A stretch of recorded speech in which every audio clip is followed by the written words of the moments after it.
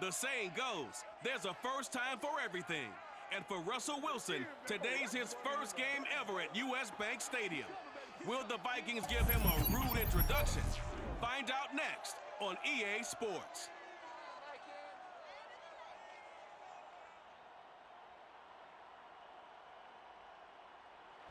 A very warm day outside by Minnesota standards, but then again, it is still summer. Either way, the AC is working just fine at US Bank Stadium in the Twin Cities.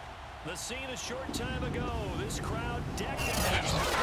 They were full roar as their guys burst out of the locker room. We're ready for football, folks, as the Vikings get set to do battle with the Seattle Seahawks. Hi again, everyone. Brandon Gordon alongside Charles Davis. And Charles, you look at this Vikings ball club. They were winners last time out, so they'll be looking, Charles, to make it 2 in a row. And what I enjoyed when I watched their game tape and their victory last week is they put it together in every phase. Good offense, good defense, and some key plays on special teams.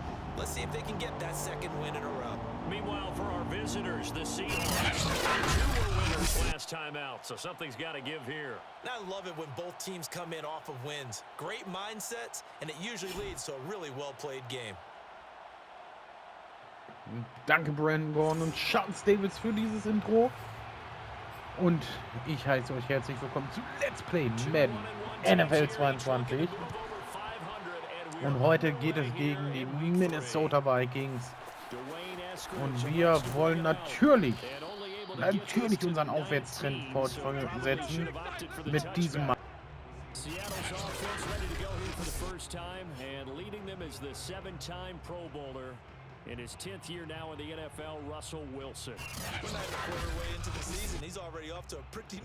Letzte Woche ein perfektes Spiel gehabt und wir hoffen, dass wir es diese Woche wieder durchsetzen können und wieder ein perfektes Spiel hinbekommen.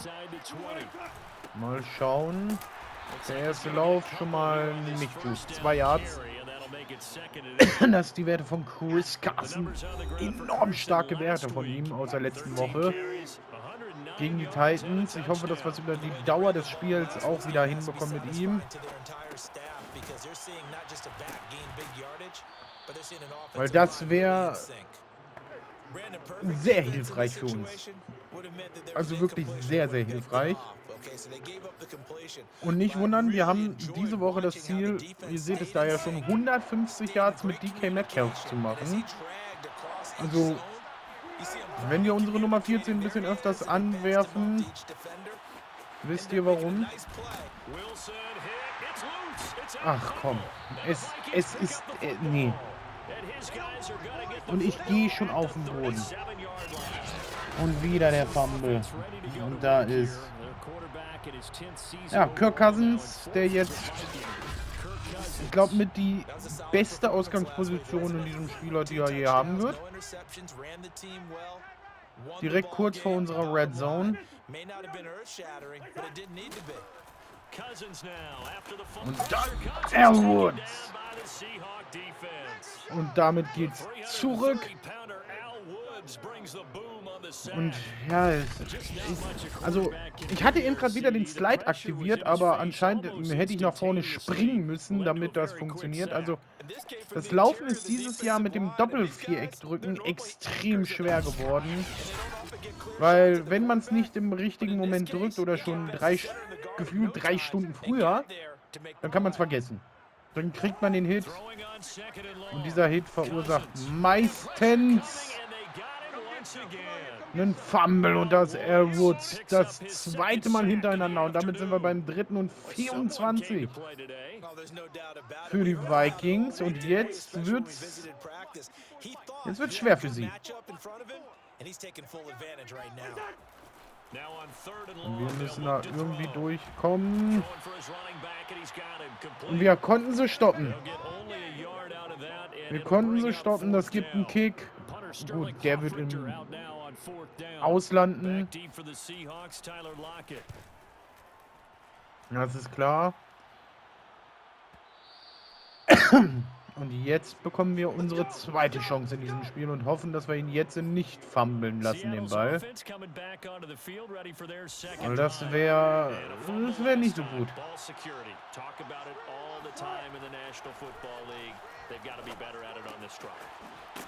Und da ist schon mal fast das erste First Down in diesem Drive.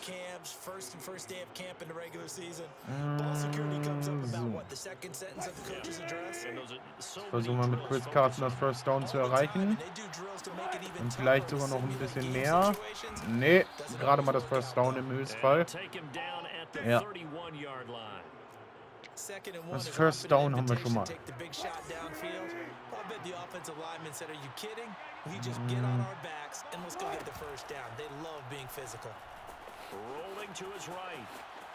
Nee, das lassen wir. Gehen mit Wilson ins Aus. Aber ich will es auch nicht sein lassen, weil dann hat das Spiel gewonnen, wenn wir die Läufe mit Wilson sein lassen. Das war eng. 3. und 2. Und damit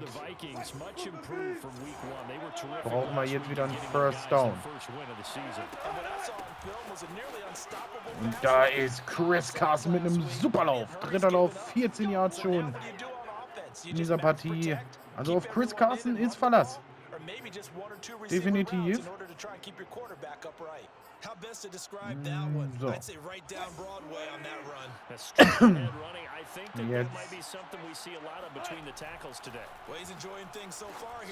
DK.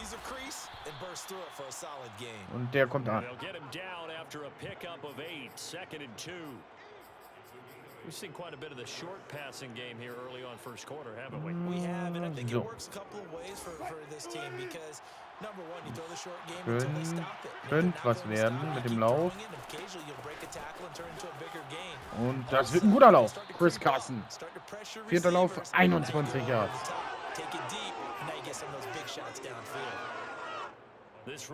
So. Jetzt hoffen wir, dass wir Henry Ruggs freikriegen.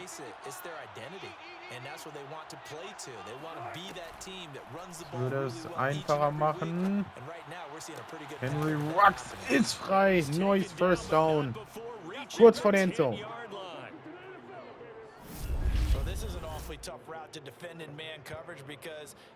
Und das macht es viel einfacher für uns jetzt. Das Agieren hier in der Endzone. So.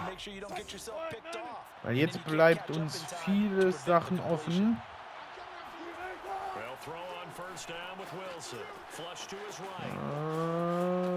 So, wir gehen erstmal ein paar Yards, kriegen noch einen mit. Warum auch immer.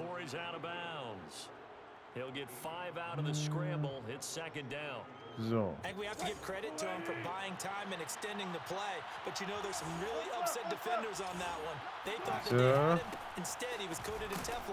Nee, der Lauf wird nix.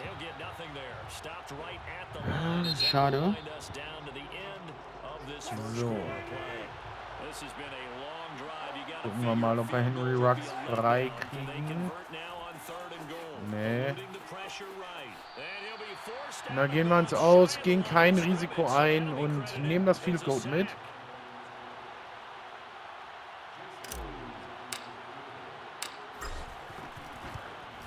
Und führen damit 3:0.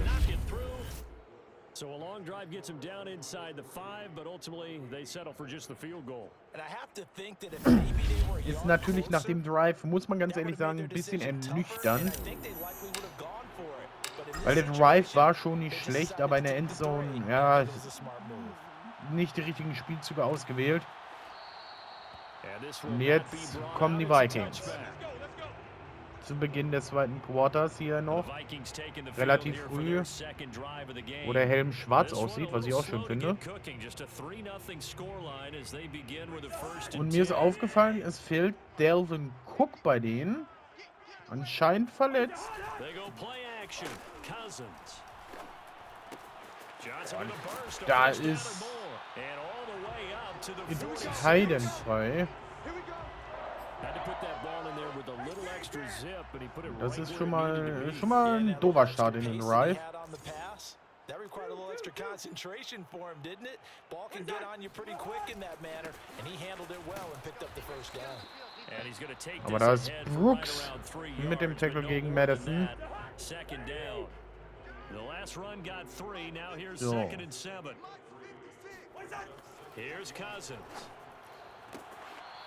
Und der ist kurz vor dem First Down. Und sie haben schwarze Helme. Okay, wusste ich jetzt nicht.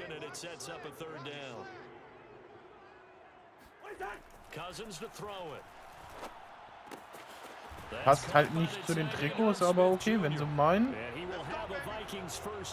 Und sie haben das First Down. Jetzt müssen wir gucken, dass wir sie irgendwie gestoppt kriegen.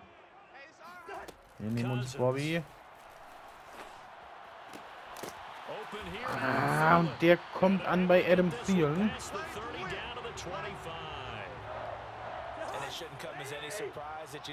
Und nehmen uns jetzt wieder Bobby Wagner.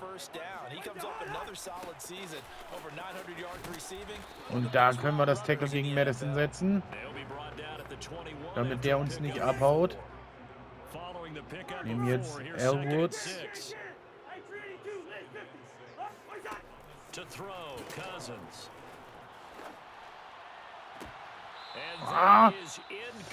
Und da war Jamal Adams mit dran, aber leider keine Interception. 3. und 6 jetzt. Und das ist Roughing the Passer von Elwoods. Meine Lieblingsstrafe in diesem Jahr. Also wenn eine Strafe kommt, dann ist es Roughing the Passer. Und das natürlich mal wieder kurz vorm Stopp. Also natürlich wieder der perfekte Zeitpunkt.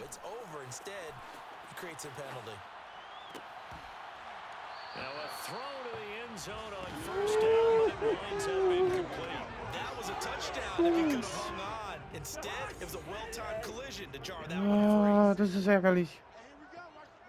Da wird der Ball auf den Kopf von Jamal Adams gehauen. Und ja, gut.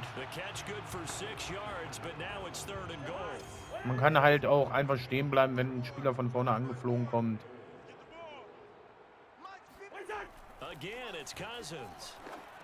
Also Madden, wenn ich eins durch Madden gelernt habe in diesem Jahr, ist es, dass eine Abrissbirne die sinnloseste Erfindung der Menschheitsgeschichte war. Denn Masse, die sich bewegt und angeflogen kommt, gegen Masse, die einfach nur steht, prallt halt ab, ne? Die Masse, die angeflogen kommt. Also eine Abrissbirne ist halt im wahren Leben, muss ich ganz ehrlich sagen, eine sinnlose Erfindung. Also wer das erfunden hat,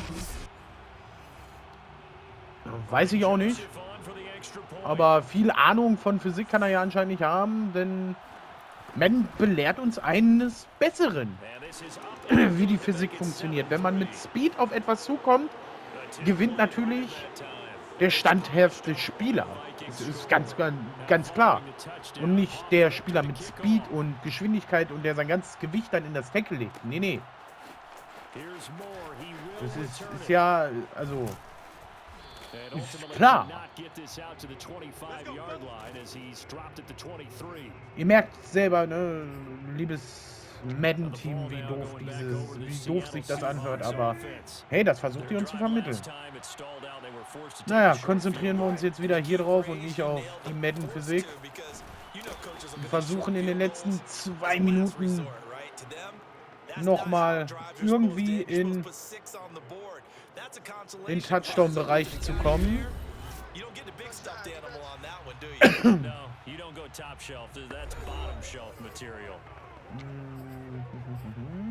So.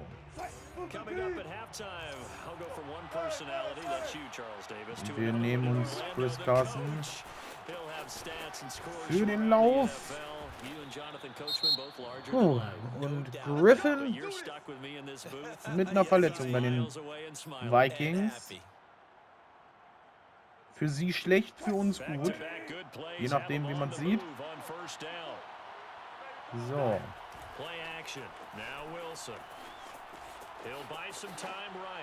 Und weg mit dem Ball. Weg mit dem Ball. Es hilft natürlich jetzt nur rein den Vikings, was wir hier machen. Throwing again on 2nd and 10. Wilson completes this out left to Ruggs. And this is going to turn into another first down as the Neue tackle is Saison. made at the Vikings 43. I know many people like to throw to the tight end, maybe in a little flexed out position because he creates mismatches with his size. The slot receivers do the same thing with their quickness, their speed, and their route running savvy. Da ist unser Tight End mit einem neuen First Down und erstmal ein Timeout.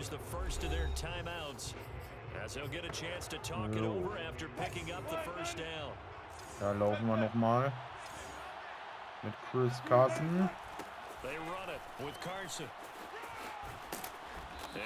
Zu einem neuen First Down. 47 yards rushing for him now to this point. In need of only about the length of the football here on 2nd down. Now it's Wilson. He'll find Metcalf. Und DK mit den nächsten Yards. Nice throw. Big man catches the football for a first down, and that big man, that's DK Metcalf, the 9th receiver taken in the 2019 draft class. I think if we redid it, he might very well be Henry Ruggs. 83 catches for 1,300 yards last Kurz year. vor der Endzone. Now the Seahawks call the second of their 3 timeouts as they'll stop it with just over 40 seconds to go in the first half. So it's 1st and goal and a great Versuchen es mit opportunity Chris Carson to get the lead reinzukommen. back before the break. They'll try to run with Carson. And nothing doing. He's immediately taken Schaffen down es at the line nicht. of scrimmage. They'll say no gain on the Zweiter play, and it'll Versuch. be 2nd and goal. Nein. And forget about finding a lane. He Jetzt barely had time to look up before he was planted in the müssten wir es backfield. eigentlich schon schaffen. 3 yards there, and it also brings up 3rd down. Es wäre besser, wenn wir es schaffen würden. Nein, und das ist die Interception. Smith, and the Vikings are going to take possession here. It's a touchback, and they'll take over at the 20-yard line. Oh, a terrific play there by Harrison Smith, and one thing you always get comfortable with going into a game, his smarts and his ability to be around the ball. He tied his career high with 5 interceptions last year. Denn die Vikings kriegen halt zur zweiten Halbzeit den Ball und haben jetzt den Ball. Also, naja, die erste Halbzeit ist vorbei, doof geendet, aber mal schauen, wie die zweite wird. As we send you down to Orlando, where Jonathan Coachman has our EA Sports halftime report. Coach. Okay, Brandon, thanks very much. Time to give you folks at home a look around the NFL on this first official weekend of fall. So let's get to it. We begin with a good one out in Southern California. Tampa Bay taking on the LA Rams. And it's the Buccaneers who are out in front in the second quarter. Tom Brady, sharp as ever. He's got 2 touchdown passes. From there, we'll head to Pittsburgh to check on the Steelers at home at Heinz Field. And they were winners in that one over the visiting Cincinnati Bengals. Najee Harris. 2 touchdown runs to lead the way. Lastly, let's get out to Jacksonville. See what's happening with the Jaguars at TIAA Bank Field. And they were losers in that one to the visiting Arizona Cardinals. Kyler Murray leading the way in the victory with 3 touchdown passes.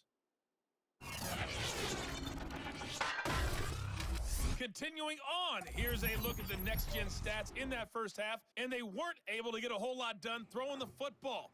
That'll likely be a big key if they want to turn things around in the second half. Wir haben gesehen, was in der Meanwhile, for the Vikings, NFL so los ist, und wir müssen jetzt einiges ändern in dieser Halbzeit. Wir müssen die Run-Insights viel besser kriegen und die Short-Passing-Routes Kirk Cousins wegnehmen. Und hoffen, dass wir das Spiel hier irgendwie noch drehen können, gewinnen können und auf unsere Seite bringen können, weil bisher sieht es nicht ganz so gut aus. Wir bringen mal unsere Drives bis zur Endzone, aber dann fehlt uns dieser entscheidende Pass, diese entscheidende Idee, wie wir es hinkriegen, einen Touchdown zu machen. Und das fehlt aktuell in diesem Spiel. Und jetzt hoffen wir, dass das besser wird. Und sowas muss man dann halt auch für solche Vorhaben vielleicht auch mal intercepten. Und nicht einfach nur daneben laufen und es runterhauen, weil so kriegen sie halt wieder einen Versuch. Und aktuell kriegen wir es nicht verteidigt. Also unsere Defense ist miserabel diese Saison, was Turnovers angeht. Also weder bis zu einem 4. Versuch hinkriegen, noch Turnovers durch Interceptions, Fumbles etc. pp. Und das ist also für uns, persönlich für mich, muss ich ganz ehrlich sagen, keine gute Leistung. Jetzt sind wir beim 3. und 8. Jetzt haben wir die Chance, sie zu stoppen.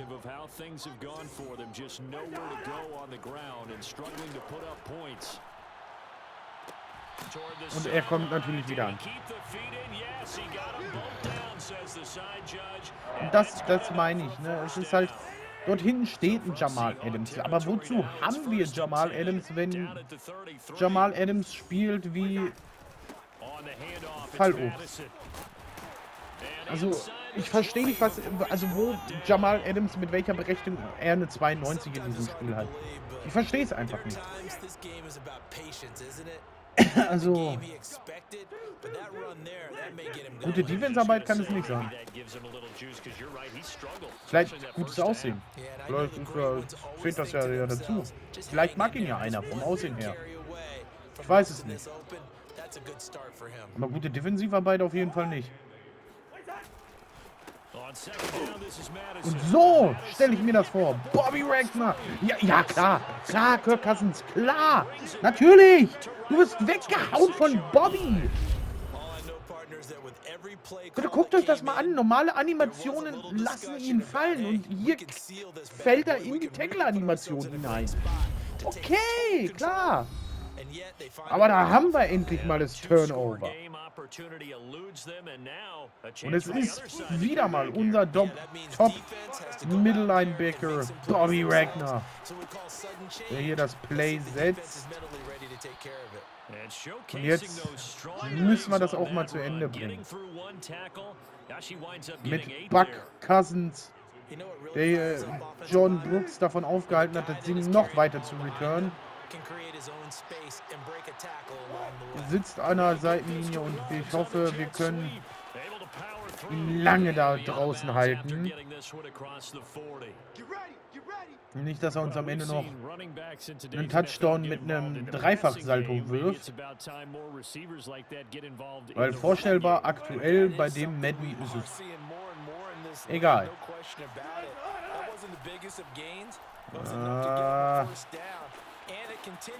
Wird nicht viel, ja. Wenigstens neues First Down. So.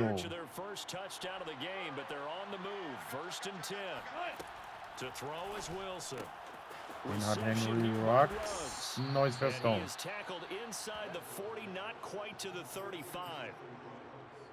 So. Of course, the catch was nice, but how about what happened after?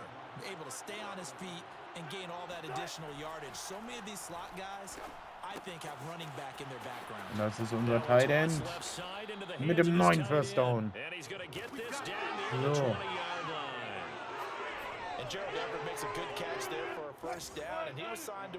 Jetzt ist gleich das 3. Quarter vorbei. Und wir machen noch mal einen Lauf und kommen nicht weiter mit.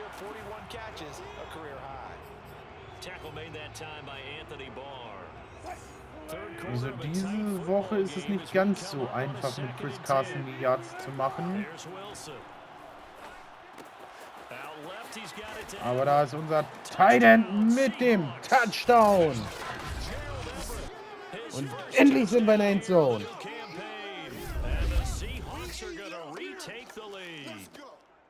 Well, we know someone just added to his touchdown passing total. but all he did was get the ball out quickly to his tight end and let him take care of business the rest of the way.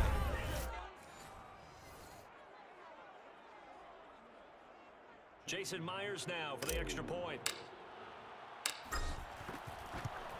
Und And it's through, and that makes the lead 10-7. PAT ist gut.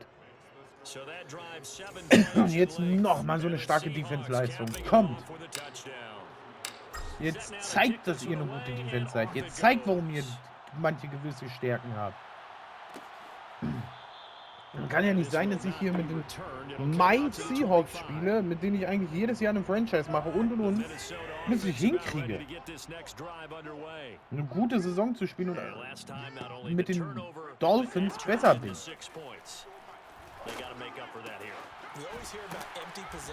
So, Reed Jr. Mit dem Tackle, schön.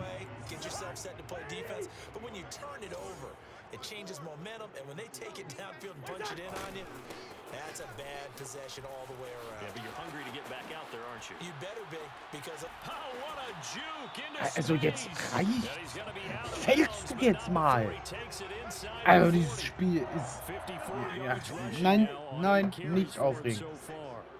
Das ist dieses Madden nicht wert. Das ist dieses Madden nicht wert. They'll run it with Madison.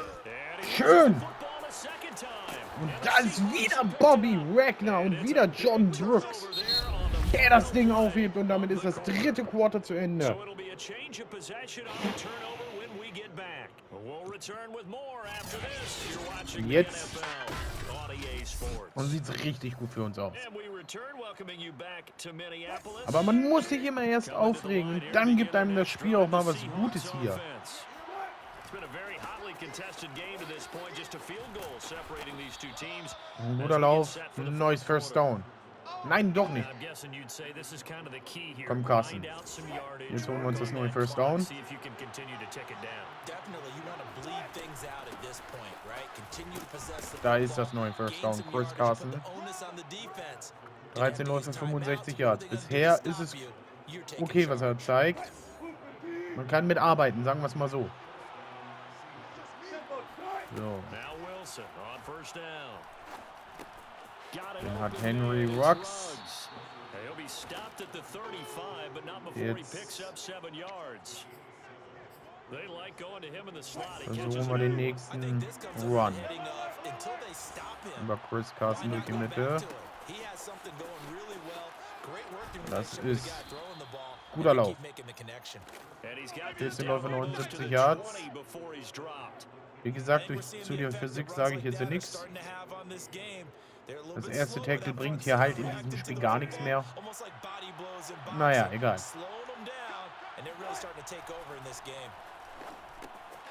Den hat DK Metcalf. Schön. Wie gesagt, das erste Tackle auch hier bei ihm wirkungslos. Aber ich nehm's. Ich nehm's. Könnte eng werden.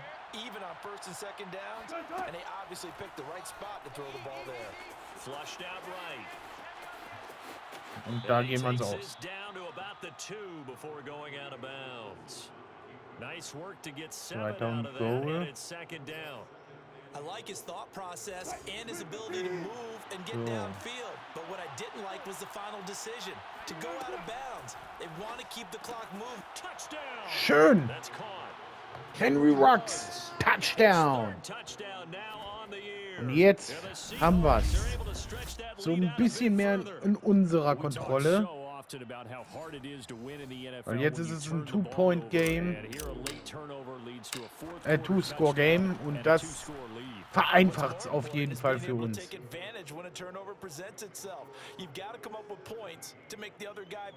Weil jetzt brauchen sie 2 Touchdowns, um das ganze Ding zu drehen. Also zumindest nicht nur zu drehen, auch um zu gewinnen. Das sind bei 4:24. Ich sage nicht viel, aber es ist nicht gerade die einfachste Aufgabe, die sie haben. So.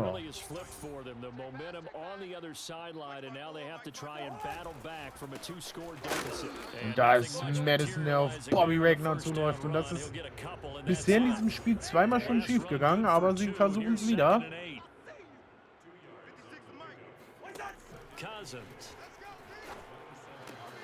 Und das Brooks mit der Interception und dem Pick 6. 23:7.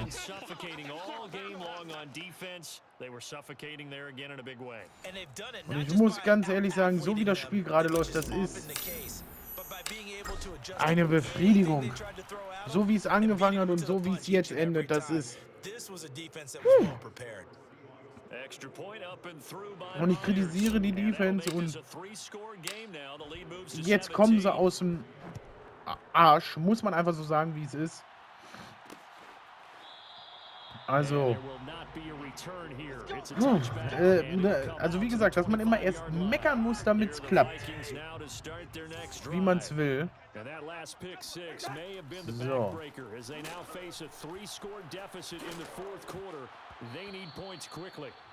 Nehme ich gerne den Drop. Weil jetzt fangen sie an zu schwächeln.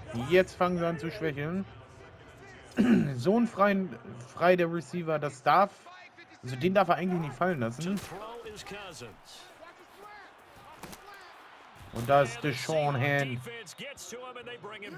mit dem Sack und damit Dritter und 20. Und jetzt Cousins mit dem Ball.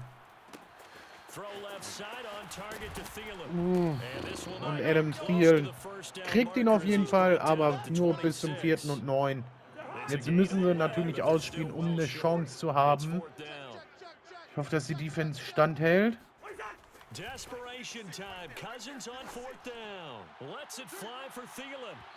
Und der kommt nicht bei Adam Thielen an und den kriegen wir jetzt. Turnover on down. Und damit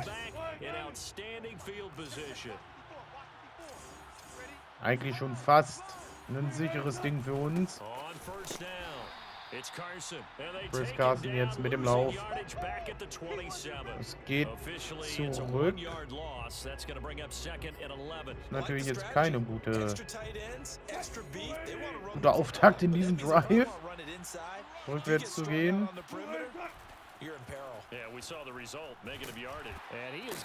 Da kriegen wir jetzt noch einen Sack und sind bei der 2-Minute-Warning.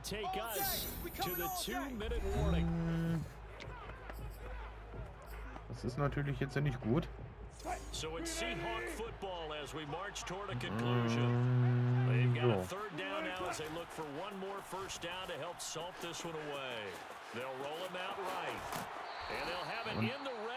da sind wir kurz vom First Down. 4. und 2.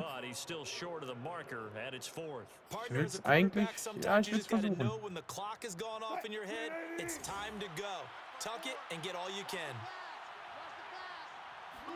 Mehr als schief gehen kann es nicht.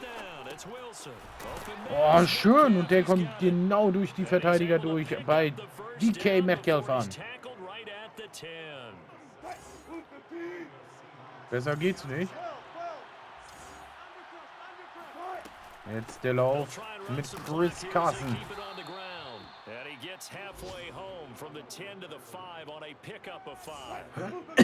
Jetzt sind wir kurz davor, einen Touchdown zu erzielen.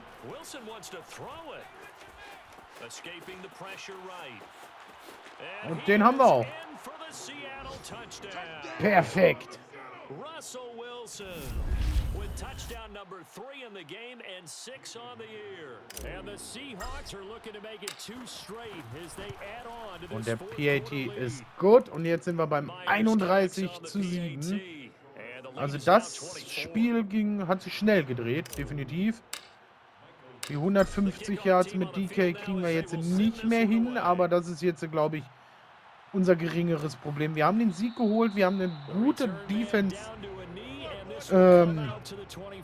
Arbeit in diesem Spiel zumindest gehabt.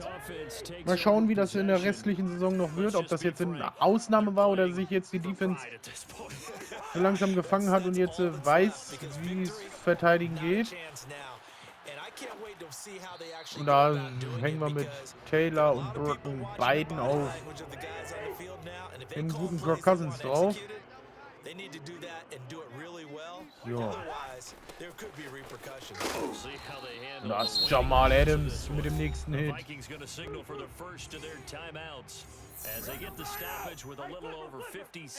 Dritter und 7.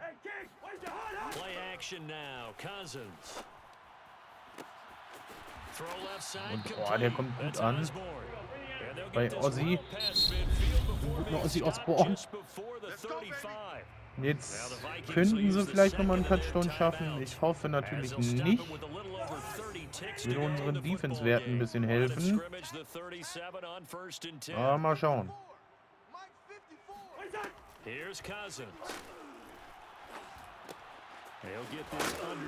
Oh, und da ist wieder Bobby Wagner mit dem Tackle. Timeout, das letzte Timeout in diesem Spiel von den Vikings. Und mal gucken, wo es jetzt endet, das Play.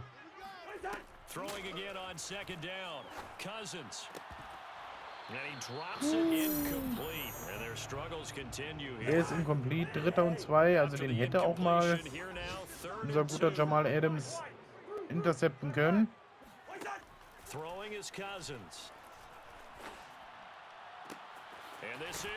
Ah, da gibt's noch den Touchdown zum Ende. 10 Sekunden vorm Ende und sie versuchen nochmal die Two-Point-Conversion. Okay, jetzt drehen sie durch. Also die können wir jetzt nicht zulassen.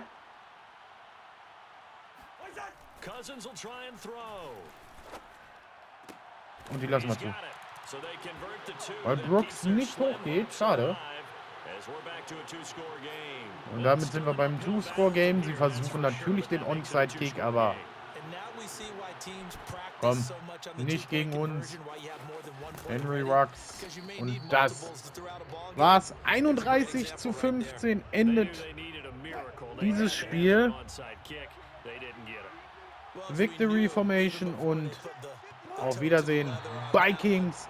Wir gehen eine Woche weiter mit dem Sieg, mit den Punkten aus mit dem Sieg aus diesem Spiel und hoffen, wir können uns damit ein bisschen in unserer Division absetzen. Aber das wird sich ja gleich zeigen, wie das aussieht.